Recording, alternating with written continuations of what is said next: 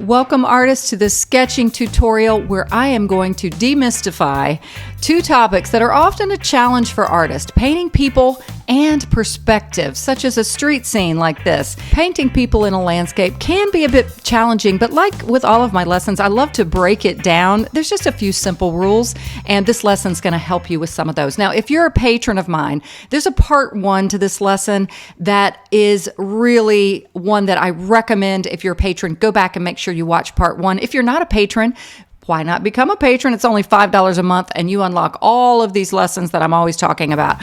And before we begin, let me go ahead and tell you how to do that. Again, it's only $5 a month. You support this channel, you get all of the extra content, full-time tutorials, and I get to see your work. It's really a beautiful community of artists, and we have some great artist relationships there. Come join the family. Let's dive in and talk about the products. This sketch uses very simple and affordable supplies. I'm once again using the Strathmore toned gray paper. I love this. I use it all the time for sketching. They came out recently with toned tan. I think it was recently, and toned blue. I'm definitely going to try the tan. I'm going to get some of that.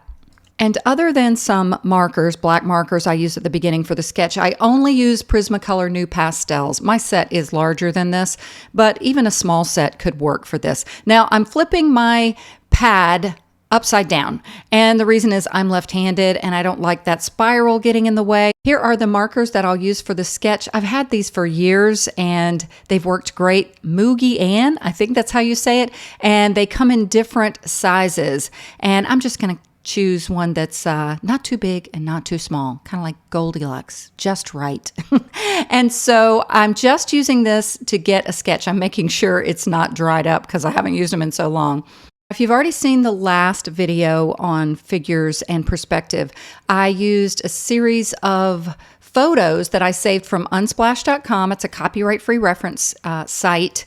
And I had some lovely images that I've put together in a collection. It's called Figures in a Landscape. And I wanted to find one that had like a street scene. I wanted to choose one also that I could determine where the horizon line is. Again, go back and look at the other lesson. That's very important in a scene like this. And these are the lines from the building and the opposite side of the street and the buildings and the trees. Everything has lines of convergence that it's one point perspective basically, where all of these lines will converge to a singular spot in the distance, even if you can't see where they converge in the photo. Now, I've had numerous videos on sketching and all kinds of different methods and using a grid method, but by far my favorite way to sketch is just freehand like this. I feel like your end result is so much more energetic and alive and feels like art versus something that's, really just copying a photo. We're making it our own. All right, so I've got my basic proportion for the image, and now what I want to do is find the horizon line. And I could tell in the distance kind of where the road ended. There was a little point that I could tell where the horizon line was. Now, if you watched the previous video, how is another way you can find the horizon line? So if you have figures in a landscape and they are standing, and you're in this scene, you're the photographer or the person looking at the scene. You're standing and they're standing. If you watch the other video, what's another way you can determine where the horizon line is? It's where their heads are. All heads in a landscape painting where the figures are standing and you're standing. Okay, so in other words, you're not up on a ladder, you're not bending down low, you're both, normal to the scene, just standing. And their heads will be at the horizon line. Even if the figures are far away, if they're close up, it's really crazy. Again, go back and watch that other video. It's pretty fascinating. So I am now just kind of sketching in a shape of these figures, and I am really just getting the general form. That's another part of the other lesson. I have them their heads a little higher than the horizon line here, but it ends up equalizing when I finish it all. And tip number 1 for painting figures is don't try to capture too much detail, especially if you've got figures that are kind of far away, like in this scene. I'm just looking at their basic form, their general shape. Also, tip number 2, heads are smaller than you think. Don't paint their heads or draw their heads too large. It's just not the way it is in life. If you go out and look at a street scene, the heads are smaller than you think. We have a tendency to paint them too large. Tip number 3 is don't paint or draw the heads right down onto the body. Leave a little space for the neck. Otherwise, it's going to look like they have their head is sunken down, almost like you've shrugged your shoulders, your head and neck. There is no neck. So leave a little space for the neck. So I'm just trying to get the general positioning of these figures. I'm looking at positive and negative shapes as I'm painting. I want to go back to another tip though. Tip number 4, and these aren't in order of importance, this one's very important, is the scale of the subject, of the figure. You want to make sure the scale of the figure matches the scale of the scene.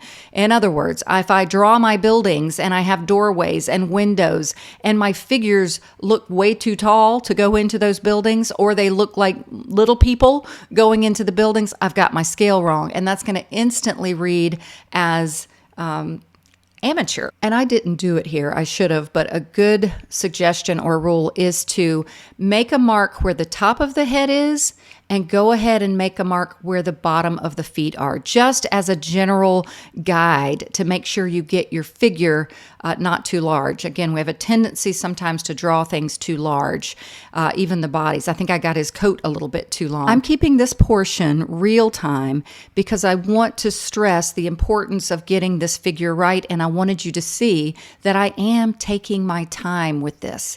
I don't want to get my figures incorrect at the beginning, and it's going to mess up really the scale of everything. So it is and I'm working in pen too. Not that you can't kind of change things. I kind of like it when you have little sketchy marks and you correct things, but take your time, get this right. So now I'm working on the legs and the feet, and I know they're in motion. So that means one of the feet on each person is going to be in front of the other one. And basically, it means that leg and that foot is going to be a little bit shorter. And again, I'm stressing not much detail. Notice these are just little sketchy lines. I'm just kind of generally representing the feet. Her foot is kind of turned up a little bit there. The other one's kind of flat. And it's amazing how little you need to get that idea of action and of movement. I liked that she had a bag across her shoulder, and she had another shopping bag. I think later I add a little bit of that. And now I just added her other arm that was kind of up, like her hand was holding her pocketbook. And now I'm just kind of shortening his coat a little bit. Like I said, I had it a little bit too long. So you can kind of correct things a little bit as you go, but try to get that scale right, and then you're in business. And remember, we are still in the month where the theme is Get Sketchy. So this, even though I'm taking some time with it, it's still a sketch. I consider this still a sketch. And it's something that I would do prior to a more serious painting. Now I'm feeling pretty good about my figures. I kind of tweak them as I add my Prismacolor New Pastels. But now I want to get in some important linear marks. These are going to be my lines of convergence, where all of these lines are going to follow the same diagonal, aiming towards a point in the distance where these lines will converge on the horizon line. And I'm just eyeing it, but and that was actually what Jackie suggested in her book, the Pastel Workbook, is you can eye these things and kind of go back and correct them. But if you want to, if you're not familiar with even eyeing things like this, I would suggest get a ruler and get your reference image and put the ruler on one of the lines of the building, like that top one in the left that I did there, and let that ruler guide you down to the horizon line, and make a point on the horizon line where that line touches. And that's going to be your line that all of the other lines converge into. Now, sometimes, I'm just going to talk while I'm sketching here, sometimes a line of convergence or a point of convergence on the horizon line, it might be out of the frame of the photo. And I don't want to get too complicated here, but if that's the case, you can literally make a mark outside of your painting area or sketching area on your board or whatever, where that mark is. But the more you do this, the more you don't need to be that tedious about it all. And again, like Jackie said in her book, it's okay if it's not absolutely perfect, if every line is measured with a ruler, because that can sometimes make your painting look stiff and not painterly. So you can see as I'm sketching, I am correcting some things. I had one of my lines wrong up at the top there. So those little sketchy lines, I think, add to it looking painterly. I'm just getting in a little bit of value here, using the pen, seeing where some of my darker values are. And very soon I'm going to be ready to put some color in this. I could see in the image that the area they had already walked past appeared to be some storefronts. One of them, they just looked kind of like an opening, maybe like a little pathway through. The other one looked like it was maybe some glass with some light. And when I go to add color, I notice that there's a lot of warmth coming out of the left side of this scene, and that's because there are lights on in these buildings, and it's casting their lighting out onto the ground or the pavement, which I think was a neat feature. And you can see here, I'm kind of showing my lines and kind of correcting some of them. You see where my line of convergence is? So you don't have to get it exact, and you can kind of, eye it and then tweak it as you go. All right, and now let's start adding some of these Prismacolor new pastels. They are, if you haven't used them before, they're a little bit harder than regular pastels. It makes them great for travel. Some of you may have heard that I'm going on a cruise next week. This is why I'm trying to get this video in before I go. And I am definitely taking my Prismacolor new pastels and this gray tones pad. I'm going to try to order that tan pad before I go because they're not that dusty. They don't crumble as much, and they're just really versatile. They're great for sketching.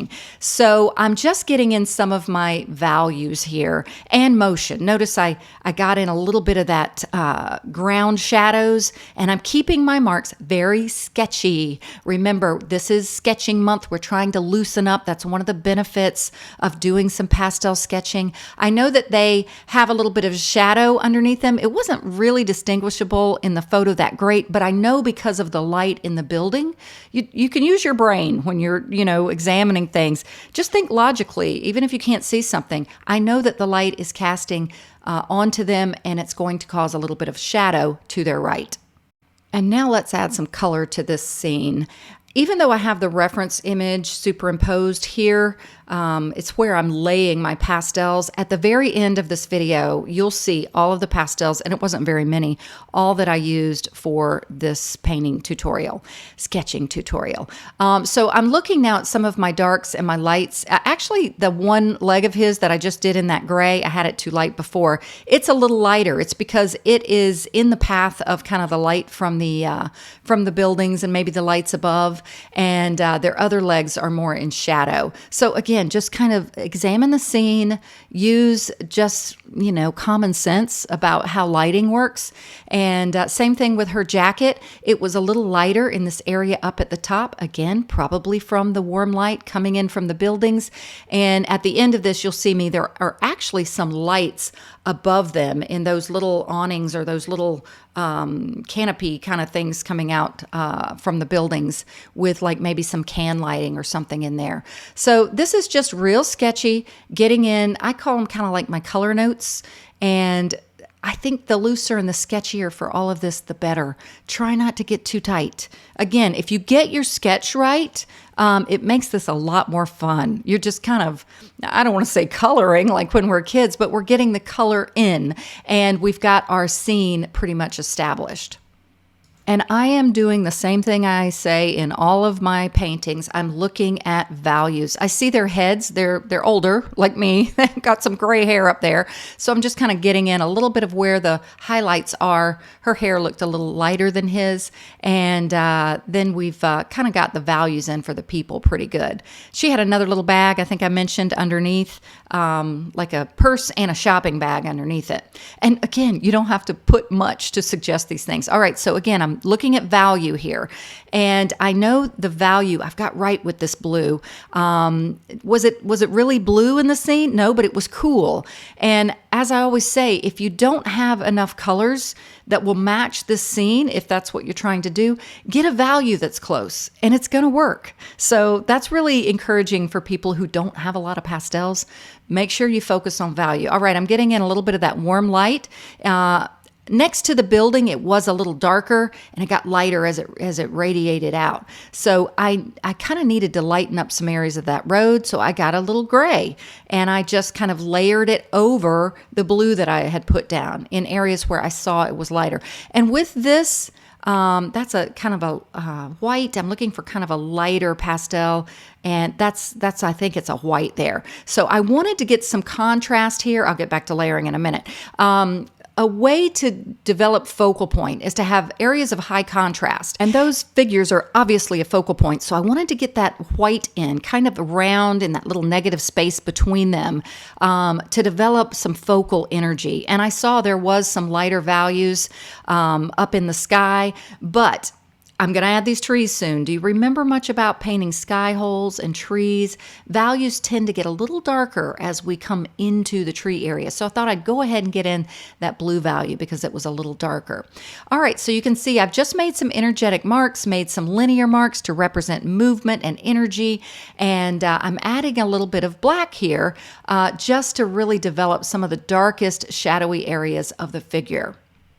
And now I'm going to get in some sketchy marks for these trees. They are growing perspectively accurate when it comes to lines of convergence because this was a landscape someone pre-planned when they designed this sidewalk. So all of the trees are equally distanced apart, and they're going to behave just like anything in perspective. They're going to get smaller as they recede into the distance, and the base of them are going to follow that same line of convergence. So everything is all aiming back at that point. And there was actually another tree across the street. So I felt the scene really had some awesome convergence and perspective going.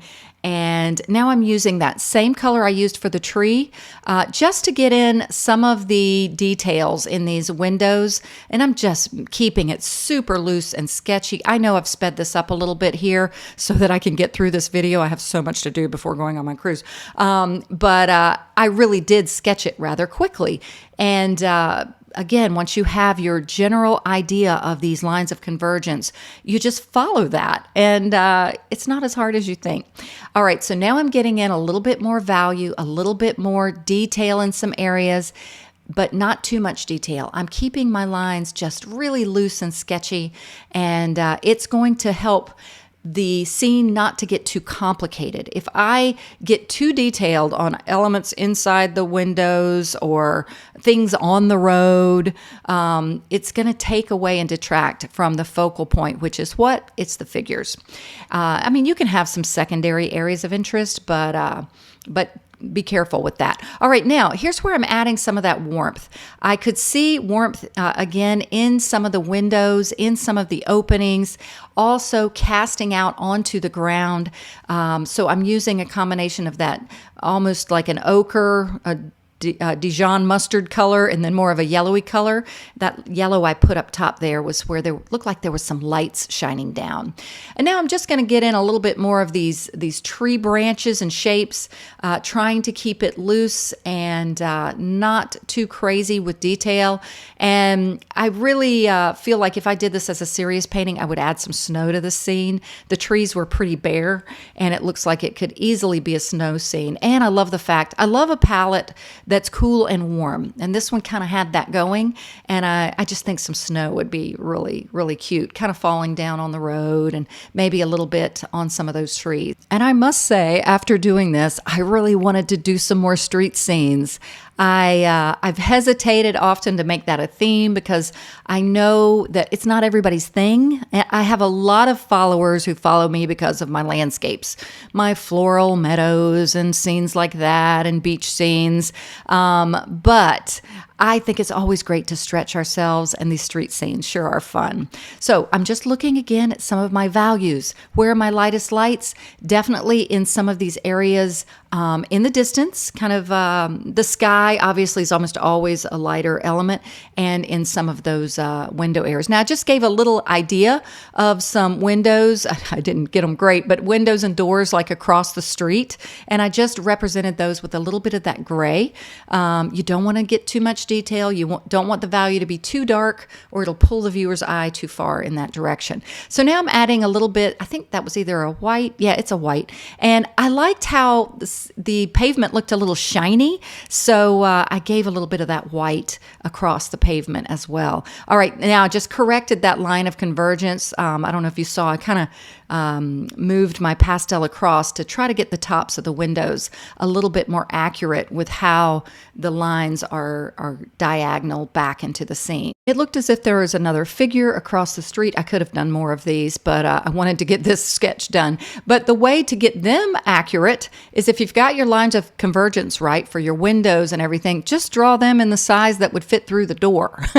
So again, logic is your friend. I'm going to just sketch in some of these lights. Again, they're going to behave prospectively like everything else, getting a little larger as they get closer to the viewer, or in this case, the photographer. And it's starting to come together, right? And it really wasn't all that hard. I did a little blending with my finger. I'm speeding this up a little bit here. And after looking at it now, yeah, I kind of liked it. I kind of liked it before I blended it. So either way would work. It does cause the figures to stand out more because I didn't blend them. I blended the shadows. And you can always go back, if you do some blending like this, you can always go back and add some detail on top of it, especially if you're using a surface that gives you a little bit more layering.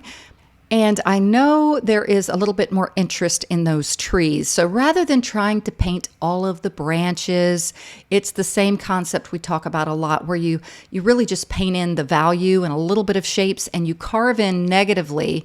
It makes things so fun and interesting too, just some interesting mark making. So I just carved in some negative shapes in between some of the trees there, and I kind of left it alone for the moment. I came back and darkened her pocketbook a little bit.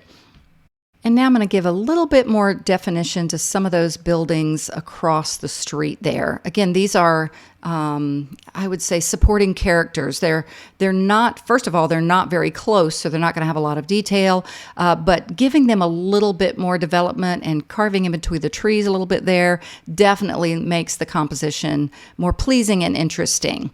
So here's where I thought I tried adding some snow, keeping in mind that it probably wouldn't be falling underneath the little awnings there, but I didn't really have Prismacolor NuPastels aren't super soft, so it's kind of hard to get those marks to be really accentuated, especially when I've already got some layers down already. So I reinforced those little lights. I added a few more in the distance.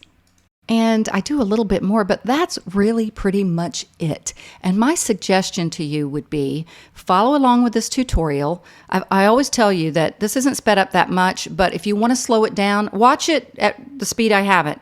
Then on YouTube, go to that gear icon in the lower right, click it, and it'll have a way you can slow the speed down. Turn the volume down because my voice will sound weird, but you can watch this at regular speed or even slower and follow along at your own pace. But my suggestion is to do more of these.